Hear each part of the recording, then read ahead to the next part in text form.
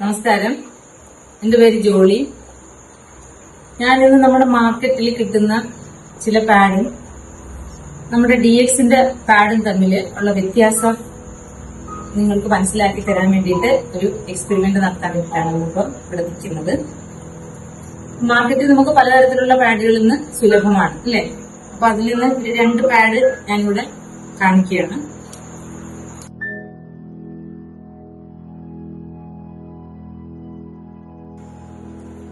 ഇത് നമ്മുടെ DXന്റെ പാഡാണ്. ഈ DXന്റെ പാഡിന്റെ പ്രത്യേകതകള്, ഇതിനൊരു 7 ലെയർ ഉണ്ട്. 7 ലെയർ ഉള്ളതുകൊണ്ട് തന്നെ അബ്സോർപ്ഷൻ കപ്പാസിറ്റി കൂടുതലാണ്. ഏകദേശം ഒരു 100 ml ബ്ലഡ് ഇതിനകത്ത് അബ്സോർബ് ചെയ്യാൻ അറ്റ് എ ടൈം നമുക്ക് സാധിക്കും. അത് മാത്രമല്ല, ഇതിനകത്ത് ആനയോൺ സ്ട്രിപ്പ് അടങ്ങിയിട്ടുണ്ട്. ആനയോൺ സ്ട്രിപ്പിന്റെ പ്രത്യേകത നെഗറ്റീവ് അയോണിനെ പ്രൊഡ്യൂസ് ചെയ്യുന്നത് കൊണ്ട് ബാക്ടീരിയൽ ഗ്രോത്തിനെ തടയും. ബാക്ടീരിയൽ ഗ്രോത്ത് ഉണ്ടായാൽ നമുക്കറിയാം ഫൗൾ സ്മെൽ ഉണ്ടാവും, അതുപോലെ തന്നെ നമുക്ക് ഇൻഫെക്ഷൻസിനുള്ള സാധ്യതയുണ്ട്. അപ്പൊ ഈ ആനയോൺ സ്ട്രിപ്പ് ഇതിനകത്തുള്ളതിനാല് ആ 2 കാര്യങ്ങൾ നമുക്ക് ഒഴിവാക്കാനായിട്ട് പറ്റും. ഫൗൾ സ്മെല്ലും ഉണ്ടാവില്ല, അതുപോലെ തന്നെ നമുക്ക് ഇൻഫെക്ഷൻ ഉള്ള സാധ്യതയും വളരെ കുറവാണ്. അടുത്തായിട്ട് നമുക്ക് ഇതിന്റെ ആ ഒരു പരീക്ഷണം നമുക്കൊന്ന് നടത്തി നോക്കാം. നേരത്തെ 2 പാഡ് നമ്മളിവിടെ വെച്ചു. ഇത് നമ്മുടെ DXന്റെ പാഡാണ്.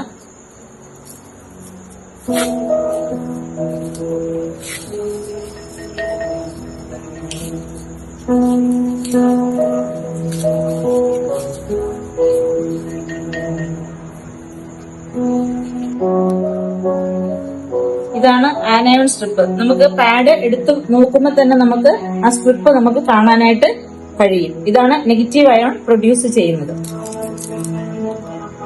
ഇനി നമ്മൾ അടുത്ത് ചെയ്യാൻ പോകുന്നത്, ഈ 3 പാഡിലും ഈക്വൽ ആയിട്ട് നമ്മൾ വെള്ളം ഒഴിക്കാൻ പോവുകയാണ്. ഒരു മെഷറിംഗ് കപ്പുണ്ട്. ഒരു 30 ml ലിക്വിഡ് നമുക്ക് ഇതിനകത്ത് ഒഴിക്കാം ഓരോന്നിലും.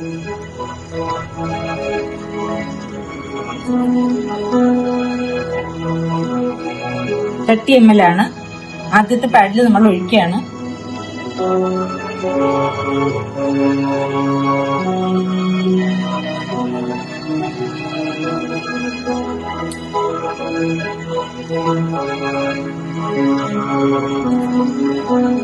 ഇതില് 2ാമത്തെ പാഡിൽ ഒഴിക്കുന്നു.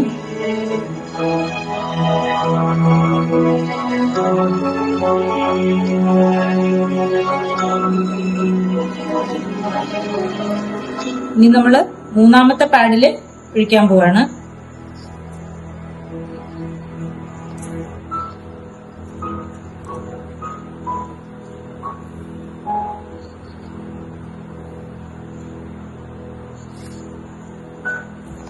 മൂന്ന് പാഡിലും നമ്മൾ ഒരേ അളവില് വെള്ളം നമ്മൾ ഒഴിച്ചിട്ടുണ്ട്. ഇനി അത് ഒരു അബ്സോർപ്ഷൻ ശകല സമയം നമ്മൾ കൊടുക്കണം. അതിനുശേഷം നമുക്ക് ബ്ലോട്ടിംഗ് പേപ്പർ വെച്ചിട്ട് ഇതിനകത്തുനിന്ന് എത്രത്തോളം ആ പേപ്പറിൽ നമുക്ക് വെള്ളം വരുന്നു എന്ന് നമുക്ക് നോക്കാം.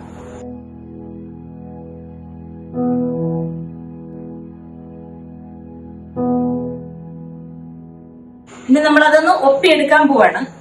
ആദ്യം നമ്മൾ ഒഴിച്ച ഇതില് പതിയെ മാത്രമാണ് ഞാൻ പേപ്പർ വെക്കുന്നത്. കണ്ടോ, ആ പേപ്പറിൽ അത് വെള്ളം വന്നിട്ടുണ്ട്. ഇനി 2ാമത്തതില് അതേപോലെ തന്നെ പതുക്കെ നമ്മൾ വെച്ചു. കണ്ടല്ലോ. ഇനി 3ാമത്തെ പാഡില് അതിലും അതുപോലെ തന്നെ നമ്മൾ വെച്ചു. കണ്ടോ, ഇതിനകത്തൊരു ശകലം പോലും വെള്ളം ഈ പേപ്പറിൽ നമുക്കില്ല. അതാണ് നിങ്ങളോട് ഞാൻ ആദ്യം പറഞ്ഞത്, ക്വിക്ക് അബ്സോർപ്ഷൻ ആണ്. നമ്മുടെ സ്കിന്നുമായിട്ട് കോണ്ടാക്ട് വരുന്ന ഈ ഒരു ഫസ്റ്റ് ലെയർ പെട്ടെന്ന് ഡ്രൈ ആവും.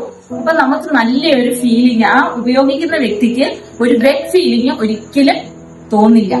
അത്രയ്ക്ക് പെർഫെക്റ്റ് ആണ് ഇതിന്റെ ഫസ്റ്റ് ലെയർ. അപ്പൊ ആ ഒരു പരീക്ഷണത്തിൽ നിങ്ങൾക്കിത് മനസ്സിലായല്ലോ. അത് 3. ഇനി അടുത്തതായിട്ട് നമ്മൾ ചെയ്യാൻ പോകുന്നത്, നമുക്ക് പാഡിലേക്ക് ബ്ലഡ് അബ്സോർബ് ചെയ്ത് കഴിയുമ്പോൾ അതിന്റെ എമൗണ്ട് കൂടുമ്പോൾ അത് ഒരു ഓവർഫ്ലോ ലീക്കേജ് കാണിക്കുമല്ലോ. അപ്പം DXന്റെ പാഡ് ഞാൻ പറഞ്ഞു ലീക്കേജ് ഏറ്റവും ഇല്ല എന്നാണ്. ലീക്കേജ് ഇല്ലാത്ത ഒരു പാഡാണ് DXന്റെ പാഡ്. മറ്റു പാഡുകൾ എങ്ങനെയാണെന്ന് നമുക്ക് നോക്കാം. ആദ്യം നമുക്ക് ഈ പാഡ് തന്നെ എടുക്കാം. ഓവറായിട്ട് നമുക്ക് ഇതിനകത്ത് ബ്ലഡ് കളക്ട് ചെയ്ത് കഴിയുമ്പോൾ പുറത്തേക്ക് വരാൻ സാധ്യതയുണ്ടല്ലോ. അങ്ങനെ ഉണ്ടെങ്കിൽ നമുക്ക് ഇത് പിഴിയുമ്പോൾ നമുക്ക് ഇതിനകത്ത് വെള്ളം വരും. ഉണ്ടോ? ഇത് ലീക്കേജ് വരും എന്നുള്ളതിന് തെളിവാണ്. ഇനി രണ്ടാമത്തെ പാഡ്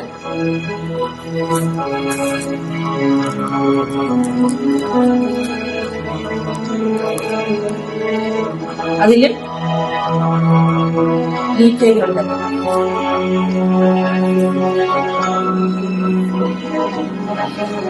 ഇനി ഇത് മൂന്നാമത്തെ പാഡ് DXന്റെ നമ്മുടെ പാഡാണ്.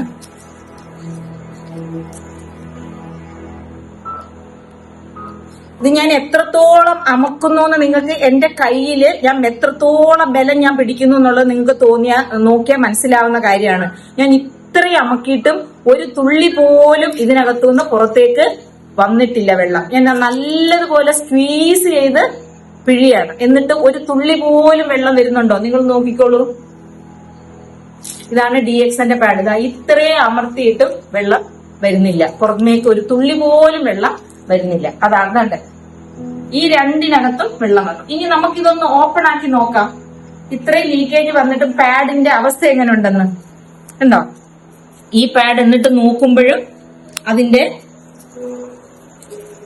രീതിക്ക് വ്യത്യാസം വരുന്നില്ല. ഇതുപോലെ തന്നെയാണ് ആ പാഡ്. ഇനി അടുത്ത പാഡ് നമുക്കൊന്ന് നോക്കാം. കുറച്ച് ചുളുക്കമാണിത്. ഇനി ഉണ്ടോ? ഇനി ഇതിനകത്തെ നമുക്ക് ലേയേഴ്സ് ഒന്ന് നോക്കാം.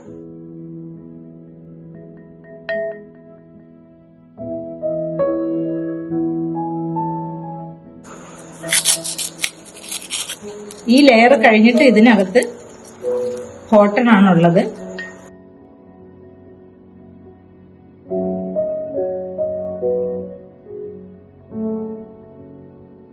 ഇതുപോലെ തന്നെയാണ് ഇതും.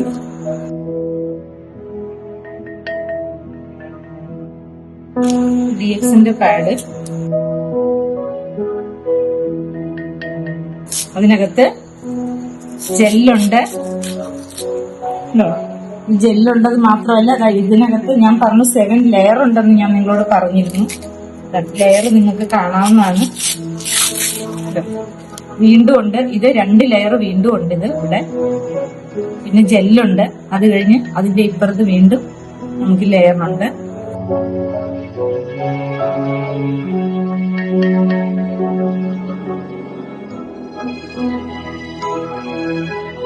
ഇതും 2-3 ലെയറാണ് ഇവിടെയും കാണുന്നത്. ഞാനത് എടുക്കുന്നേ ഉള്ളൂ.